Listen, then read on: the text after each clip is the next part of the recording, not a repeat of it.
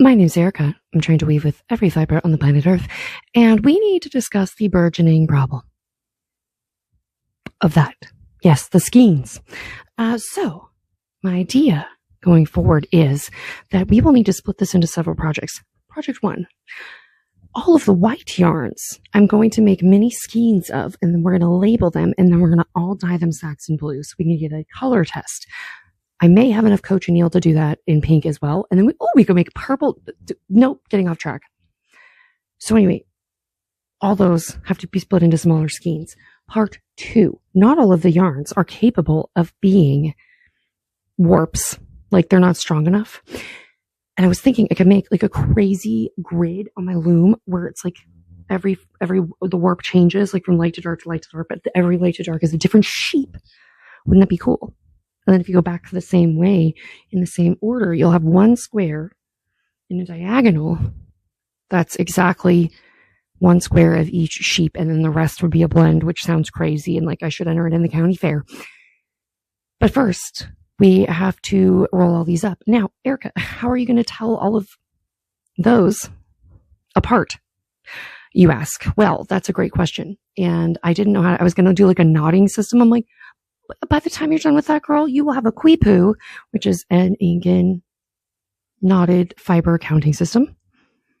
That's a deep dive for another day. Anyway, what are you going to do about that is what I said to myself. And to that, my autistic little brain responded, what about the miners' tags that they used to put on the miners when they went in the ground? And so you knew who was in the mine by the number of their tag.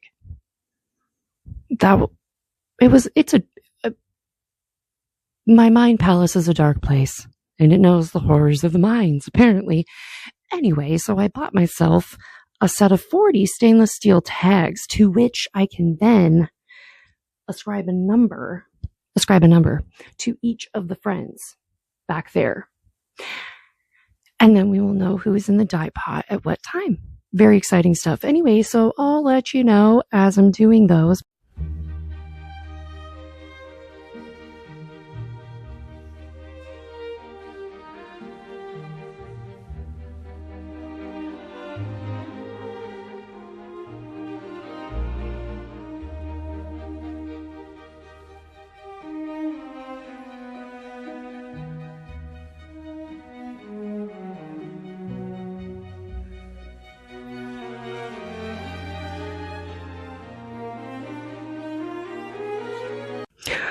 Well, that took a solid week and a half. Did I think I would have 30? Well, oh no. And there's only 30 tags. I thought I ordered 40. I only ordered 30. Anyway, we got to tag these up because more yarn is coming and we are out of numbers. So I guess we'll be dyeing them in 2 parts. This has gotten out of hand. Lots of things get out of hand in my life, and that's not surprising. It'll all come together. It's fine. We're fine. Let's go.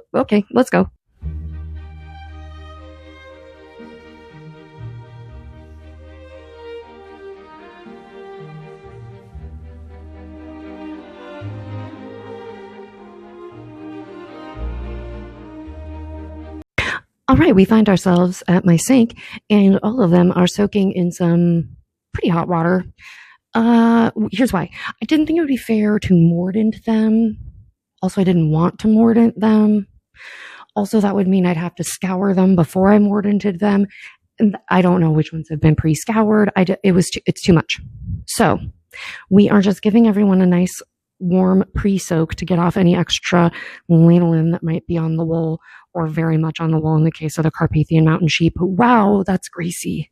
Anyway, so we're going to dye them probably in batches because I can't imagine that trying to untangle that again will be good. There's 30.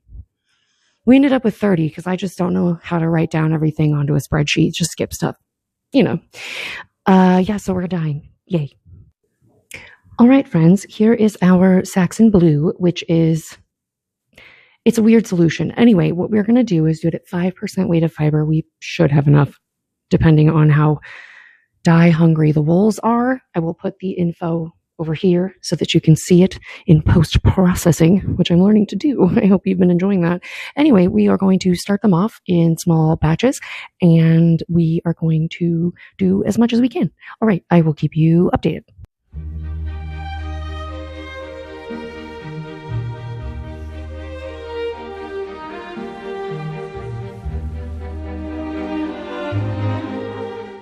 It never looks like a lot until you're done. And then you're like, oh, what am I going to do with all that blue yarn, Erica? And you don't have an answer for that at the moment, but it's done. So cool. Look at all the Saxon blue yarn. It's amazing how different everyone came out, isn't it? I'm personally fascinated. Look, we did it. All 31 of them on my armless. Actually, one of them is on the weaving. You'll see that when we flip around. Let me show you what each one looks like up close. Okay, BR.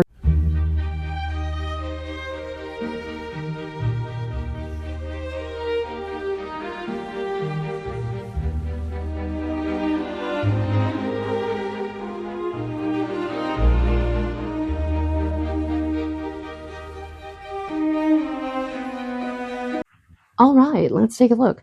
I found universally that I could have dyed this a little better. It will also be very dependent on how clean the wool was, how scoured it was, if it was all covered in lanolin still, and whether the spin is really, really tight, because that will stop from the fibers letting it through, because it's kind of waterproof, and that's why we pre-soak our fibers. However, all of the milk sheep, like the Clun Forest, and there's a couple other milk sheep in here that I'm forgetting the name of. All of those did not take up the yarn in a super dark way, but it's very much like the correct color. The Polypay, all of the like Rambouillet, all of the commercial breeds from America came out like indigo, straight indigo. Like might as well have just dyed them with actual indigo. It's so indigo-y. Like even this one, super indigo, which is great. I mean, who's this? Oh, this is the Santa Cruz Island sheep from California. Ooh, pretty.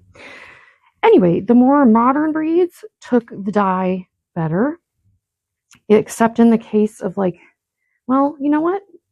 I'll stand on that. This is Rambouillet, which took up a very medium. This is the Tunis sheep, also very medium. This one's the California red sheep, inky dark. Riddle me that. I don't know. The Cheviot took on some really dark, good color. Again, a different spin. The Angora bunny barely took on the lightest of blues. Fascinating. Yeah, this was fun. Oh, look at these. So cool, the lock spun stuff. I'm very happy with the color. I guess I have to think of something to weave with all these now. Oh, Lord. There'll be more. I have to order more Saxon blue. Frankly, I used it all up, other than what's still in the dye pot, which is not at full strength, so I have to mix that with something else and make green. Anyway, I hope you've enjoyed this process, and I hope to see you in the next one of using up all these fibers. The next one you see will probably be me weaving this. Oh, and this is the Carpathian mountain sheep, dyed blue. Also got super dark and is a more primitive breed, so riddle me that. I don't know. Anyway, I'll see you in the next one. Bye-bye.